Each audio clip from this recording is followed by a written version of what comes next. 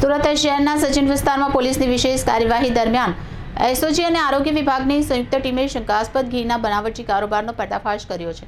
આ દરોડા દરમિયાન એક ગોડાઉનમાંથી મોટા પ્રમાણમાં ડુપ્લિકેટ ઘી અને કાચો માલ જપ્ત કરવામાં આવ્યો છે। અધિકારીઓએ આપેલી માહિતી પ્રમાણે ગોડાઉનમાંથી આશરે 2000 કિલો શંકાસ્પદ ઘી તેમજ 1700 કિલો રો મટીરીયલ મળી આવ્યું છે। કુલ મળી આ વિશાળ જથ્થો જપ્ત કરવામાં આવ્યો છે। પ્રાથમિક તપાસમાં ઘી ડુપ્લિકેટ અને બનાવટી હોવાની શંકા વ્યક્ત કરવામાં આવી રહી છે। પોલીસે ઘટના સ્થળેથી 2 શંકાસ્પદ વ્યક્તિઓની અટકાયત કરી છે અને તેમની પૂછપરછ હાથ ધરી છે। આ ઘીના નમૂના વધુ તપાસ માટે લેબોરેટરીમાં મોકલવામાં આવ્યા છે। લેબ રિપોર્ટ આવ્યા બાદ જ સ્પષ્ટ થઈ શકશે કે આ ઘી ઉપયોગ માટે સલામત છે કે નહીં। પોલીસ અધિકારીઓએ જણાવ્યું કે લેબોરેટરી રિપોર્ટ આવ્યા બાદ ગુનાહિત ફરિયાદ નોંધી કાયદેસરની કાર્યવાહી કરવામાં આવશે। જો આ ઘી બનાવટી સાબિત થશે તો સંડોવાયેલા સામે કડક કાર્યવાહી કરવામાં આવશે। આ બનાવથી સુરત સહિત આસપાસના વિસ્તારમાં ચર્ચાનો વિષય બન્યો છે। જાહેર જનતાને સલાહ આપવામાં આવે છે કે તેઓ પ્રમાણિત અને સ્ટાન્ડર્ડ માર્કવાળા જ ઘીનો ઉપયોગ કરે। વધુ તપાસ ચાલુ છે।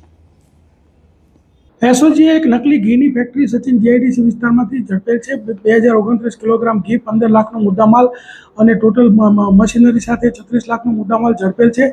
અને આ ઘી જે છે એ પામ ઓઇલ, વનસ્પતિ ઘી, પછી એસેન્સ અને બીજી જે અમુક રાસાયણિક દ્રવ્યો ઉમેરીને બનાવતા હતા। જે રીતના વેપારીઓ એમની પાસે ગુણવત્તાવાળું માગે એવા પ્રકારની કિંમતનું આ લોકો બનાવતા હતા અને એ રીતે ભેળસેળ કરતા હતા। સમગ્ર સાઉથ ગુજરાતની અંદર આ લોકો વેચતા હતા।